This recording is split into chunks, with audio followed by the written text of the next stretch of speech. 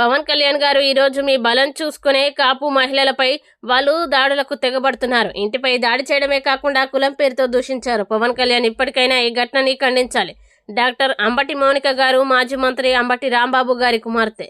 నేను ఇదే సందర్భంలో పవన్ కళ్యాణ్ గారిని కూడా అడగాలనుకుంటున్నాను. కాపు సామాజిక వర్గంలో నేను పుట్టినందుకు చాలా గర్వపడుతున్నాను. అయితే ఇవాళ మీ బలం చూసుకొని కాపు కులస్తులందరూ ఆళ్ల పట్లే ఉన్నారు అనే ఒక బలాన్ని చూసుకొని ఇవాళ కాపు మహిళలమైన మమ్మల్ని తిడుతూ కాపు అనే కుల ప్రస్తావనతో పాటు బూతులను జోడించి లకారాలు జోడించి మమ్మల్ని తిడుతూ స్త్రీలని మా ఇంటి మీద దాడి చేసి ఇవన్నీ పగలగొట్టారు. దీనికి పవన్ కళ్యాణ్ గారి బలము అడ్వాంటేజ్ గా తీసుకున్నారు వాళ్ళు. కాబట్టి పవన్ కళ్యాణ్ గారి బాధ్యత వహించి దీన్ని ఖండించాలి.